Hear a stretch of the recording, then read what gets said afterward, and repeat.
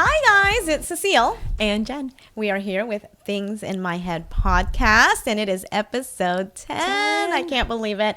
We're really excited. Thank you guys for supporting us. I hope you enjoyed some of the episodes that we've put out. You guys, we are starting to see some traction in that and more views. So I think hopefully you're connecting with what we're talking about, and at least that's the hope. So if you want to follow us on Instagram, it is Things in My Head podcast on Instagram. And if you want to email us anything, suggestions, ideas, feedback, you could do it, of course, there in DM, or you can email us at thingsinmyheadpodcast@gmail.com.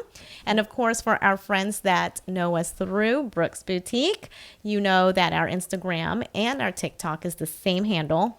Love Brooks Boutique. And if you want to follow me personally on Instagram, it is Sweet and Petite Duo. Jen, do you have an Instagram you would like to share? I feel like that's going to be a running joke until I get mine together. Because she does not. And that's okay. You know, Mark doesn't. My son does not also have an Instagram at 17. He's like the only one I know. Wow. Yeah. No, just because I work, like, that's why I have to have a profile. But other than that, there's nothing posted to it. It's a ghost one. Yeah, exactly.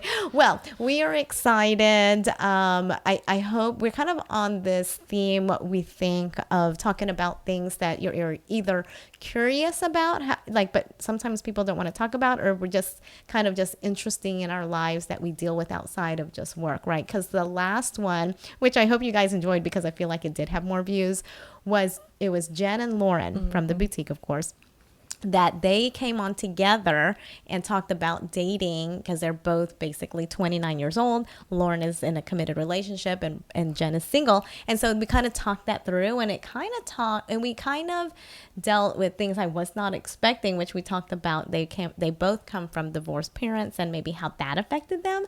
So if you want to tune into next week, we are actually going to go deeper into that and talk about blended families or divorced families. Me and Jen are. So that we're trying to segue to that. But what we kind of also talked about, like in past prior episodes, we talked a little bit about mental health. So the opposite side of that is therapy. So this conversation is around going to therapy, myths about therapy, thoughts of what even that is. And we will premise right now, we are not therapists, and we're not in that field. This is just us explaining what we think and our experiences, but no advice, because we are not therapists. Yeah. You know, I always say that because I hear that in other podcasts. And I'm like, let me say it too. The fine print. So just as a background. And so this is so like unscripted, because we don't have real big talking points in terms of, I want to talk about this and this and this, because I just want to have a true organic conversation around this. Jen has not been to therapy before, or have you? Or very? I went for a brief time when I was a child, I think, because when you're on medication, yes, like anything for like ADHD or anything like that, you have to be going to therapy. So I had it in that sense, but never for like mental health or like that kind of stuff. Okay, yeah. Perfect. And I have, so that's also, and then And so anyway, so I just wanted to premise that by saying we have no idea where this is going. It's just a conversation.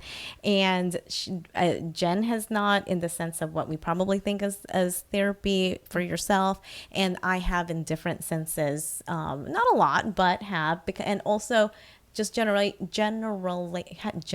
you call that?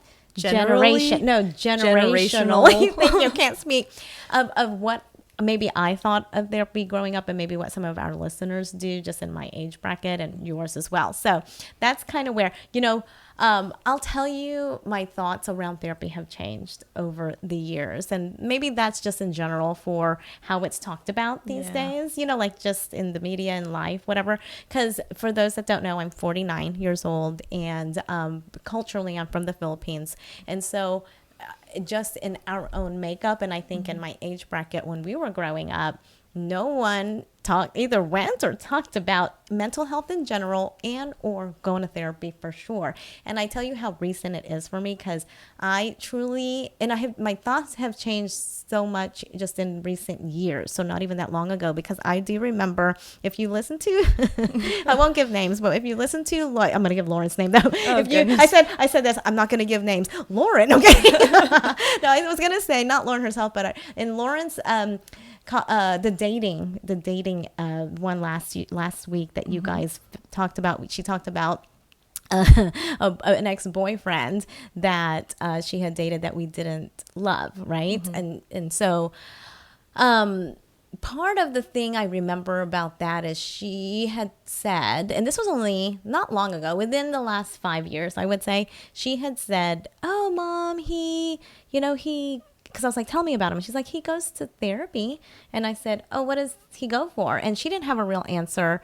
Maybe she didn't want to share, but her answer was, "I don't know, he just goes, to go." And in my mind, of course, as a mom and of my age, I was like, "Girl, something's wrong." Because I was like, there is no reason. And I would try to explain this to her.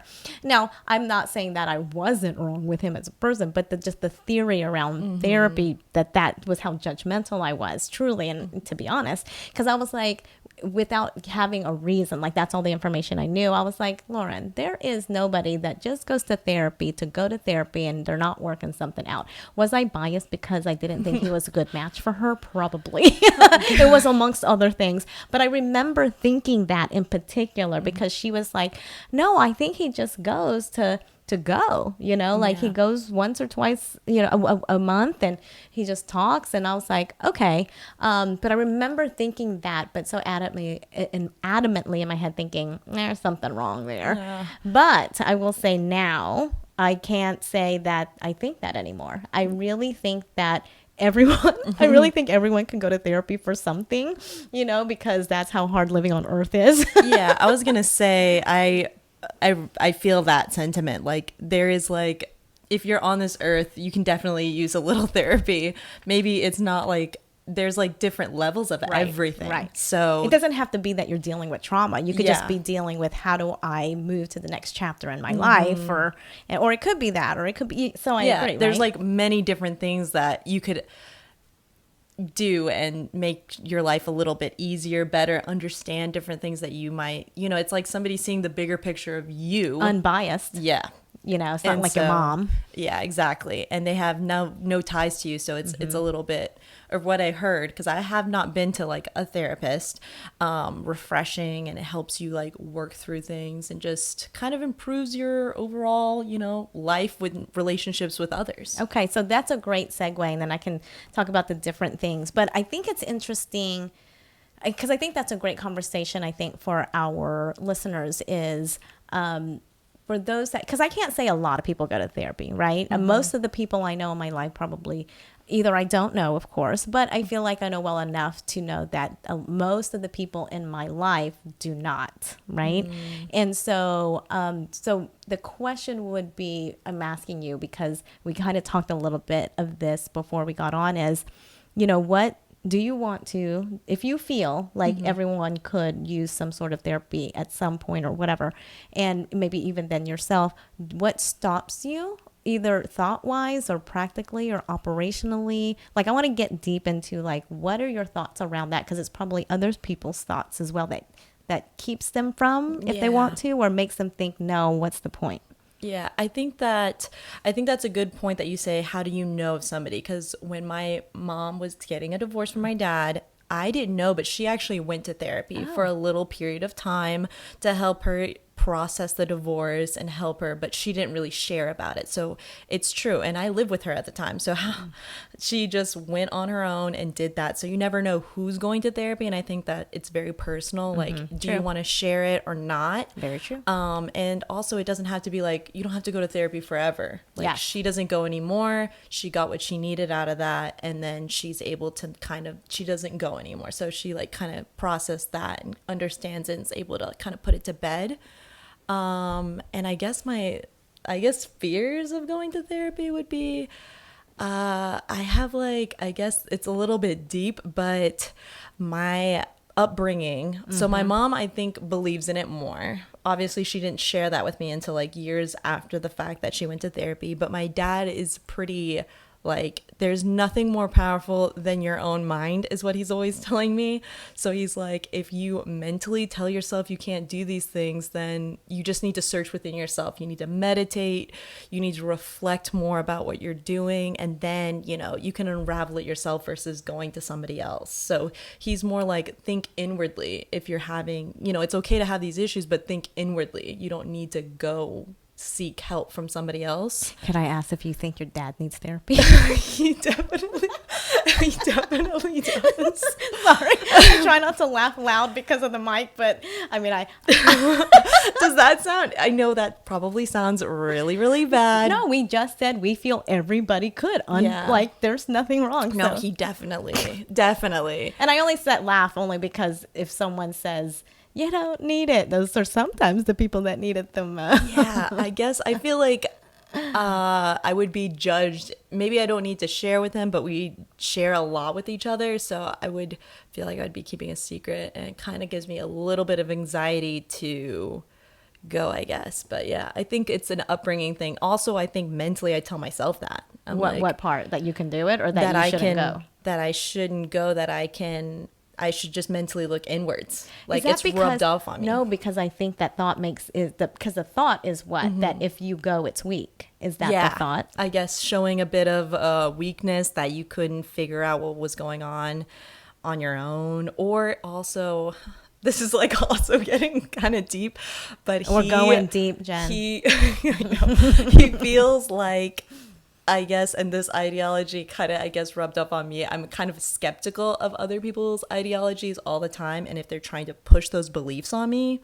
So I guess he has a fear of being like roped into like a sheep herd mentality. And he's like, you should always be thinking individualistically, not grouply. So, well, that's interesting. And he's never been, right, for as far as you know. He's never been. Okay. I'm sure of and that. You know, and like I know.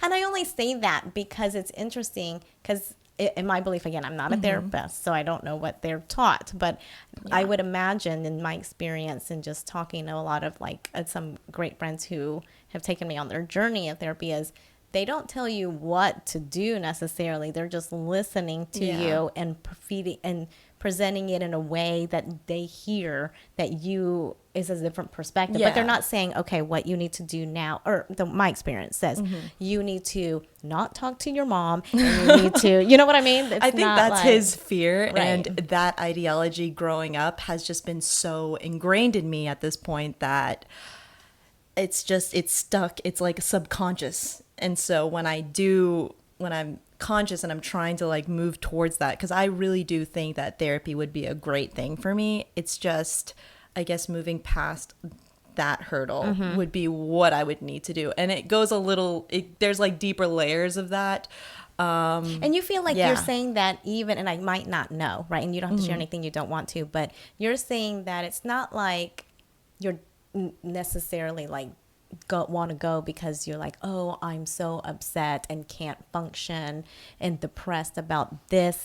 It's that, you know what, I could probably work through some of these things I've experienced so I can be better handling a scenario in the future type of scenario. Yeah, I guess sometimes, because you're not like in trauma. You're not trying to recover from like. Yeah, I think that the body definitely, you're like, even if you're not like outwardly processing it, or like that person looks like they have it together, your body keeps score of all the trauma in life, and it can manifest in a lot of different ways that are physical. And I think that I try and if I feel like, oh no, I'm gonna spiral into like a little episode where I'm gonna be like at my worst, level, I do everything. I know what the telltale signs are. I'm like, if my house starts to become extremely messy, I'm like, plants are dying, things like that, that's out of character for me. I'll see it. I'll recognize that that's a sign that something's inwardly wrong with me.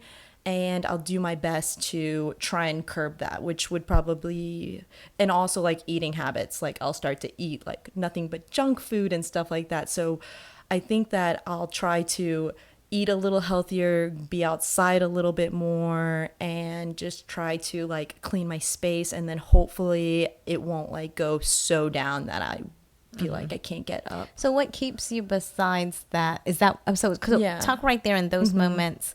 What keeps you from saying, you know what? Why don't I just get past my own apprehensions and talk to someone and make an appointment? I honestly Or think it's not a thought. It's not a thought. It's Yeah. subconscious. And I think that then life becomes a thing. So I gotta, okay, so I'm working and I'm on this podcast project. So I gotta do that. And, oh, my roommate wants to go hang out. So let me go ahead and postpone something, and do that instead. Or yeah, I think life gets in the way when I have those like breakthrough moments where I'm like, you know what, I'm going to do it. I'm going to sign up and get a therapist. It's going to be so good for me. Then I feel like I get caught up in life and then it kind of just goes to the wayside. It stops becoming a priority, unfortunately. And I think that's obviously not something I love about myself, but like sometimes I put myself on the last part of the plate. You know what I mean? I'm like, X, Y, and Z needs to be done for this person. I haven't seen my mom in a week, so I gotta go visit her, make sure she's doing well, call my brother, things like that. And then my thing, I'm like, well, I can just move my thing over. Yeah. Yeah. I mean, I think I probably hear that a lot. And then I think also what I feel like is people, sometimes they're hard. Like it could not be a fun thing to sit there in it. And then, because people will say, and I felt too, like when you're in it, it might, like there's like the after part of it where you're like a little sad or like processing it and you're like, I just don't want to deal with that right now. Like I got too much going on. That's actually something that good, because I think that way too, because I'm like, if I go into all these things, and will I be able to like still be as productive as I am, or like, yeah, I don't know, but that you're going to be better once you kind of like work, like it's always good to like work through those things though. So, but I definitely think that people think I've been working through it by myself all this time. I will just keep doing that. But I think what's missed is that maybe they're not really working through it. And that's why there's always next times, right? I feel like it's a Band-Aid is what I do. Yeah. I'm just like, okay, I can patch that there, or, you can sew it up there, but it's never healing. It's just like coping with it and living with it versus like working through it and like getting better. Exactly. So when are you signing up? I don't know. Are we going to call right now? Okay, but let's talk a little bit about what you said then, because that's the mindset of doing it and life doing it. But we talked before we got on and kind of talked about the true logistics of it, because is it or is it not covered for under your insurance, or if you have insurance, or is it that sort of thing, like the logistics of and finding the right person and not giving up. So let's talk. So first, for instance, I've had experiences where some great therapists don't take insurance, number one. So you have to pay out of pocket, which usually they're over $100 if it's typically someone good. And so it is a privilege if you don't have that to use that. Then I've also had where insurance was taken and it was, or for in particular that therapist maybe took it and your insurance covered it and it was like $35 a session, which is amazing price. And you're like, let me go every week. So I know that is a hurdle. I do know that that's a hurdle. But I know ours, the one that we provide for the boutique, does cover it if you find it in network with someone that you connect with, because that's the second piece of it is I know that it takes a while, and when you're already kind of apprehensive and then you go to someone and you're like, that did not connect, or I don't know what they talked about, and then I know it takes 3 or 4 times, maybe sometimes, to find the good connection of a therapist. But then you give up because that's money, that's time. You're already like, how many times do I got to tell my story, that beginning story? So I know that's the hard part as well. Yeah, I think that's another thing. It's like finding, or people that have been to therapy that I've talked to, they are always like, you have to find the person. Not every therapist will match up with you. So it's important to make sure that the therapist that you're talking to is actually somebody that you're connecting with, versus like somebody you're just talking to. Because I've had friends that have had experiences where they felt like they're not really getting anything out of it at all. Right. And yeah, there's lots of different ways I think to get therapy. There's like definitely like church programs, they do like ministry, and then they also, if you go to college, universities usually provide therapists, True. and it's pretty inexpensive and you can find one. Now, those, the only one I've ever seen somebody go to was from a university one, and she said that she didn't really have the best experience with it. So I think that maybe it just depends on your school and just seeing, but it's a good option. Right. If you're in college, definitely use it. And there's definitely probably some of them that are really, really good. I want to say some bigger, like if you work for an employer. Now, I know people get apprehensive if it's connected to your work, but usually sometimes big ones will have like some sort of program where you can too. I was going to say that's where my mom, she got it through work. Okay. And she used the work program, and she said it was pretty inexpensive and she got what she needed out of it. So she had a pretty good experience with it. I think she said she went with the death of her mom, which is my grandma, and then the divorce. She used it. So same big person. life changes. So she used it for life, and that's great that she's sharing with you too, because a lot of times the older generation will not share with their children any weakness like that. Like it's not that it weakness, but they feel like it is, right? Like these are when I couldn't. So I'm proud of your mom. Yeah, and well, y'all have a great relationship too, from just what I hear. So I mean, you tell me. So anyway, so I mean, that's a good point. I think that. And then let's also talk about, because I think this is, again, I have to always just preface it. This is just what I know, like whatever, because there is the difference between going to seeing a psychiatrist versus like a behavioral or cognitive therapist, which the psychiatrist is an MD who you don't typically spend but a few minutes with, who is quickly talking to you what's your issues, whatever, and prescribing any medicines you might need or any diagnosis, and they really are quick. They're not like the therapist where you sit and talk and you can really dive into it, right? Because that's two different things. Because I think medicine at times is necessary if it's recommended and taken and diagnosed correctly, along with it. And I always say, because I'm a believer that if you need medicine, I think it's great, even if it's temporarily to get you through something, but it's great to do it in connection with therapy, journaling, whatever that other thing is, and it's not solely just based on medicine. I think that that's really important, because I used to take medication for my dyslexia, and I think it was mostly for ADHD.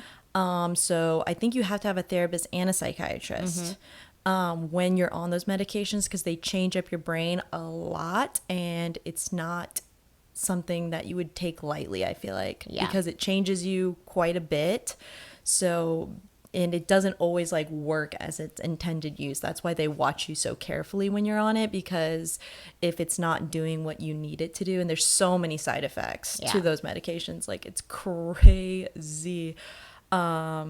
But yeah, I don't know if I ever went and did therapy, if I would ever go back on any of the old medications that I was on. I've been off of them for I stopped taking them when I was in elementary, and I just kind of winged it. Yeah, I mean, I think that's definitely, you don't have to do both for sure, because obviously medicine is like you're diagnosed with something that caused that you would need it, even if temporarily. But let's talk about, I'm going to go back to a story, because the question I was going to ask is, what are some of the myths that we have heard around therapy?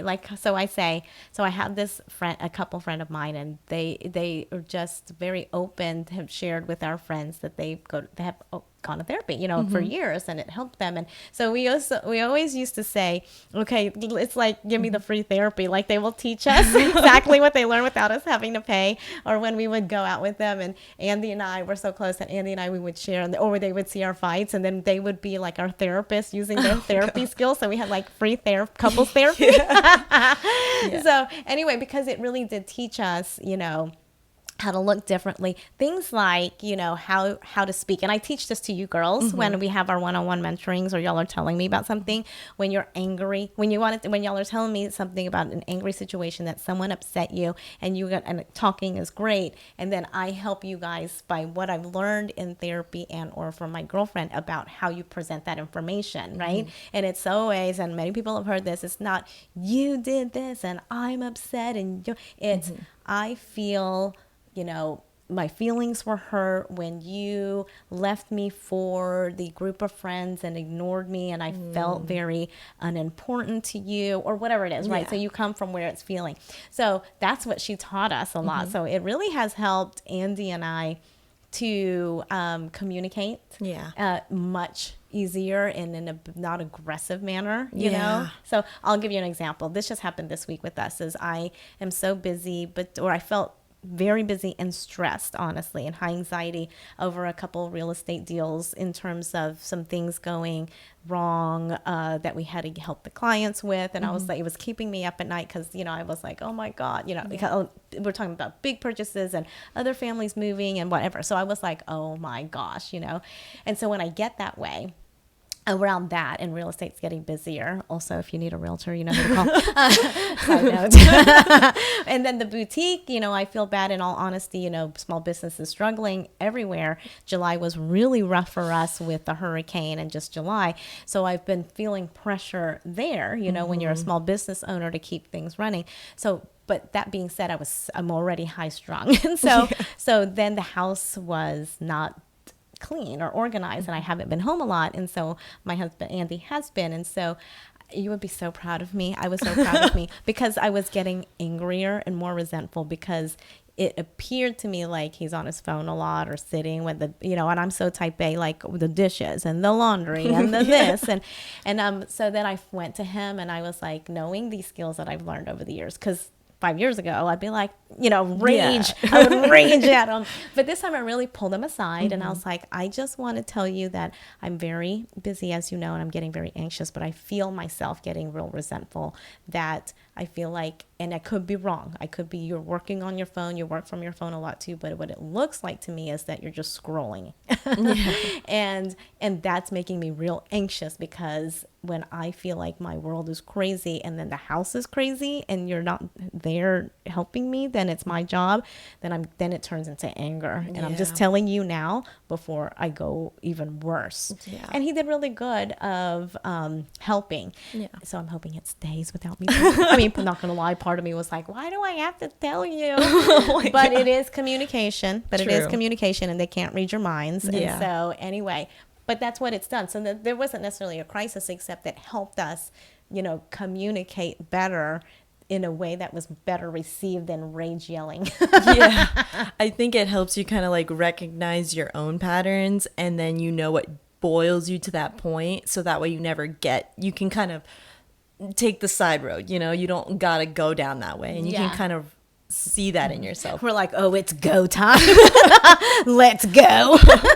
Yeah, it's crazy how anger just happens really quickly, though. It's one of those things that once you're like in it, it's kind of hard to like turn around, so it's better to like see it before it happens, I feel. I know. We've gotten really good. We're 20 years in, because we have had every probably typical fight that every married couple has over like chores or whatever, that gets so blown up and lasts for days, and it becomes things that it's not even about, but it comes up. So I'll tell you, it felt really good. And I also try to acknowledging that, because I said I'm really proud of us for be able to do that, and thanking him for listening, and that stuff, because you have to celebrate or you just easily go back. It's a work in progress all the time, but I think it's because we're so much more aware of like using the tools that we've learned over time to make it better.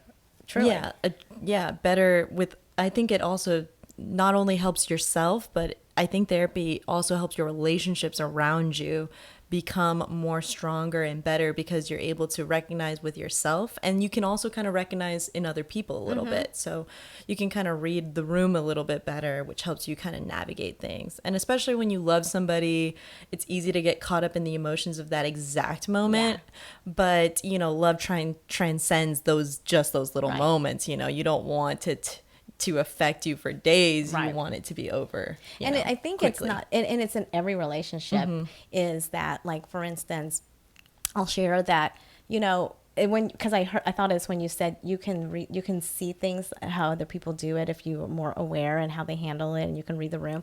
Well, and I say that because it's not just about, like, obviously a relationship type of like a love relationship, in with someone. It's like, even like with your children, like, for instance, I'm going to use him an example. He doesn't listen to this podcast anyway.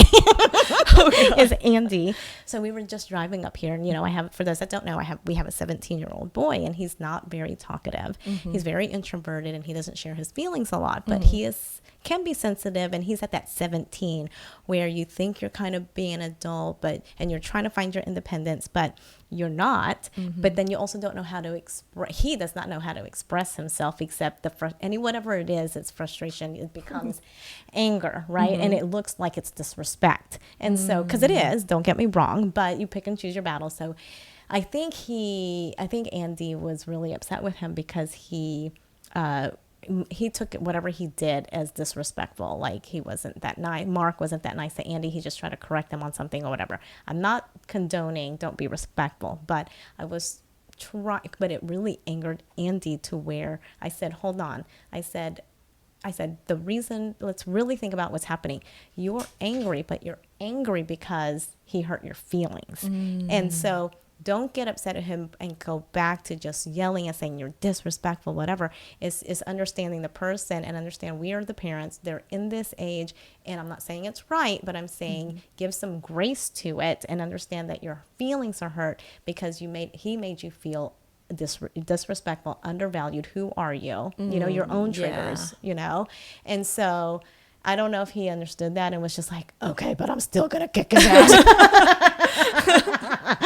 But when we were talking about letting you see it from a different perspective, because when you're in it, all you see is, how dare you treat me that way. I think that's the hardest thing to do, is to kind of put yourself in other people's shoes. Like, I think empathy is something that some people, I think, are born with it. They're more empathetic naturally. And some people learn it. And I think I'm one of those people that more so learned it versus like it was like natural. But now that I can kind of always put myself in other people's shoes and kind of see, I feel like it's helped me with relationships, friendships, and family stuff. Just being able to kind of like see and be not, I think sympathy is when, like if you imagine like a little tunnel and somebody's down there, you're sympathizing from the top, and you're pouring down sympathy on them, versus empathy is being down in the tunnel with them. So I think that that's a good way of thinking about it. It's like, being down there with them is more impactful on the other person and on yourself than it will be to like rain down something on somebody. True. While also realizing when you're down there, it's not your job to carry it for them. Yeah, that is true. I have to say that all the time because you can only do so much. And true. I've learned, that is true. Well, I know we're over the 30-minute mark. We just really wanted to open up the conversation around therapy. I think we had some high points and some different perspectives. We could talk for hours, and we may come back to this topic, I think. But I hope that you enjoyed it. If you have any questions or feedback, then I feel like I was very soft-spoken on this one, and I'm really interested if you're like, who is she? And only because we have these mic holders now. Okay. And I'm like, am I talking too loud in the microphone? And you're like, that's not Cecile. So anyway, I hope you enjoyed it. Please let us know what you think. Jen, you were going to say something about... Oh, yes. Please leave a comment. We do read all the comments, and we do respond to you guys. And we love hearing feedback, your own stories. And if you have any suggestions for like future episodes, we'd love to hear about that as well. We will go deep. We will. Jen will go deep. And if it's a personal story, feel free to email it to our Gmail, thingsinmyheadpodcast@gmail.com. So if it's more of a personal thing, we can always do it that way. And we can talk about a subject as deep as you want us to, or help you, anything without giving any confidential information as well. So, and we can shout you out in the podcast. Yeah. So thank you guys so much for watching. We appreciate you. We love you. No matter if we know you in life and through the boutique, which we know you just came upon us. I appreciate it so much. So stay tuned. We drop episodes every Wednesday. The links are in our Instagram, Things in My Head podcast. And we will be back. I believe the next topic we'll give you a preview is around blended families and divorced parents. So because we've dealt with that too. And I think a lot of the world has. So thank you guys so much. I'll talk to you soon. Bye. Bye.